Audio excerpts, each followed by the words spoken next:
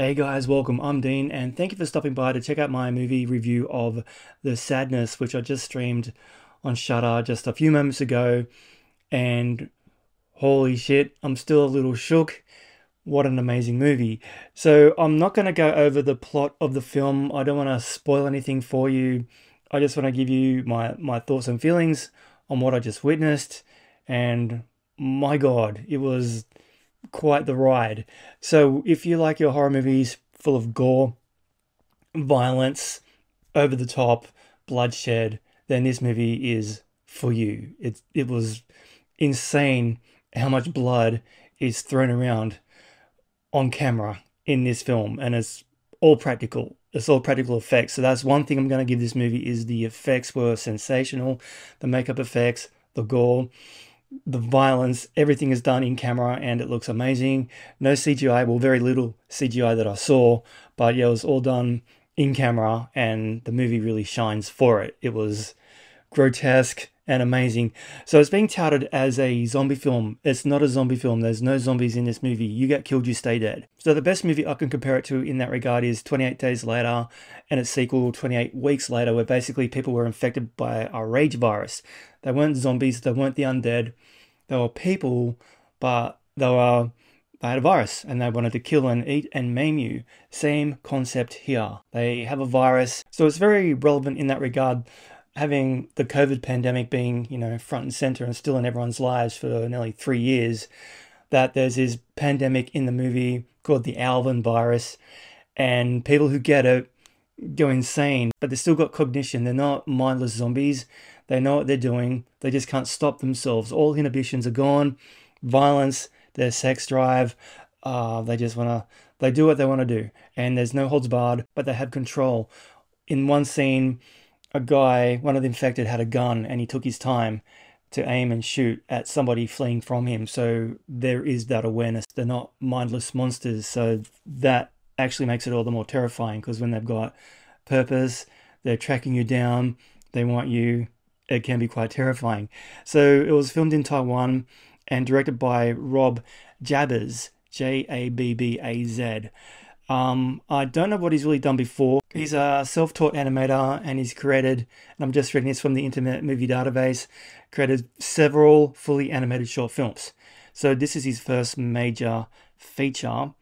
And yeah, it was really, really competent. Like, I've grown up with a lot of horror movies in my day. I was an 80s kid. So as you can see, I've got a pretty big movie collection. So I love my horror and it takes a lot to shock me. And yeah, there was definitely some shocking and intense scenes in this movie. It's going to be disturbing for a lot of people. There is, and I don't want to spoil it, but there's a lot of sexual violence for one. The virus really does take away people's inhibitions for sexual violence and their sex drive.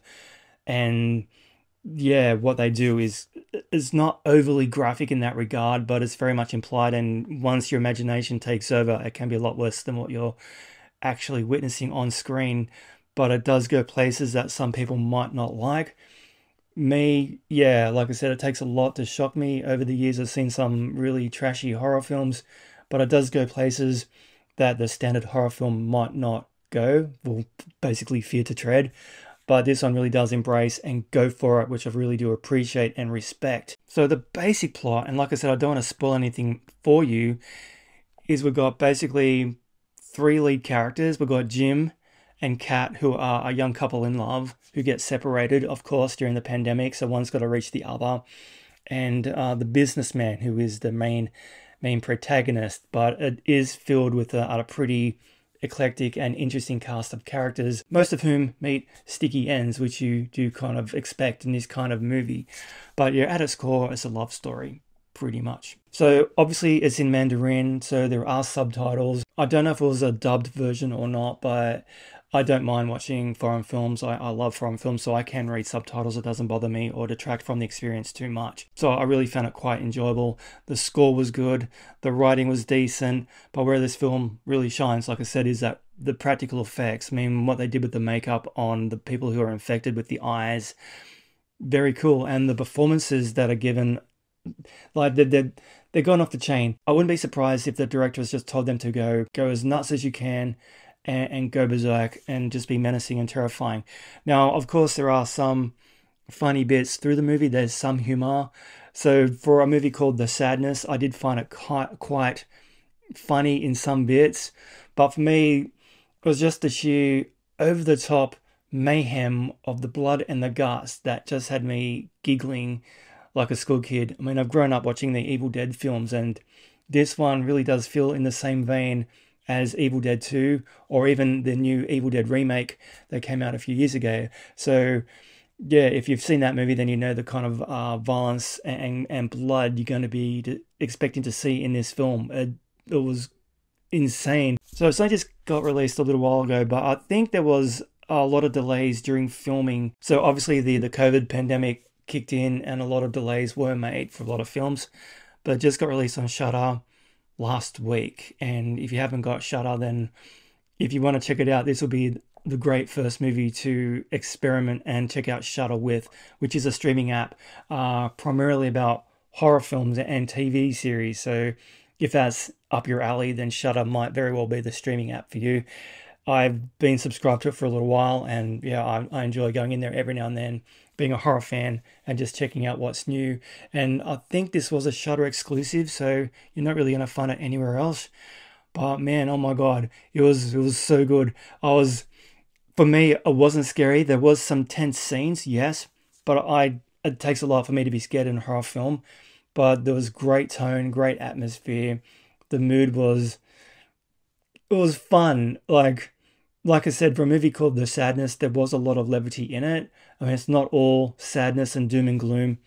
It is essentially a zombie film, but without any zombies in it. So there's that. So I really like the cast. I like the direction. I like the gore. I thought it was a really well-made horror film that doesn't pull any punches. So in the day and age where we get a lot of PG horror films that are designed to bring in our young audience to, you know, put bums on seats and make money, they're very generic and watered down. So when we get a true horror film that just goes balls to the wall, blood and guts as much as it can throw at the screen, I'm here for it. You got to take this stuff tongue in cheek. You can't take it seriously. That's why I was laughing at some of the scenes. Like there was one scene on a train where one of the infected got on board and was attacking everybody with a knife, and the amount of blood and guts thrown all over that train was just insane, and I was just giggling at the absurdity of it. Now, yeah, the guts and the gore, the effects are hyper realistic in a lot of ways. It was not just tomato sauce or, you know, red syrup thrown all over the train. It was black in some areas, chunky in others. It was very gross, and like, if you have a sensitive stomach, very vomit inducing, I'm sure, for a lot of people. So in that regard, yeah, it was good. Like the gore was really good. If you're a gore hound, you're gonna love this film. It was intense, and I had a really good time with it. I really enjoyed this film. I give it a solid 9 out of 10. If you want to watch The Sadness on Shudder, I do highly recommend it. But like I said, if you're kind of squeamish, if it's your first foray into horror films, go for it. This is a great introduction. It was sick. I don't know what that says about me, but I had fun with this movie. It was very, very cool. It only goes for 1 hour and 39 minutes, so it's fairly fast paced. It's over fairly quick. From the time the movie starts, you're pretty much into the thick of the action within 5 minutes, and then it doesn't really let up until the final frame. So yeah, I don't know if this is going to be turned into a franchise. There's room for a sequel. I don't want to tell you how it ended, but if they were to make another one, I'd be definitely down to check it out because it was fantastic. So horror film from China, from Taiwan, awesome. Have a look. Okay, hope you enjoyed that. Tell me what you think if you've seen it, and I'll catch you in the next one. Thanks for watching.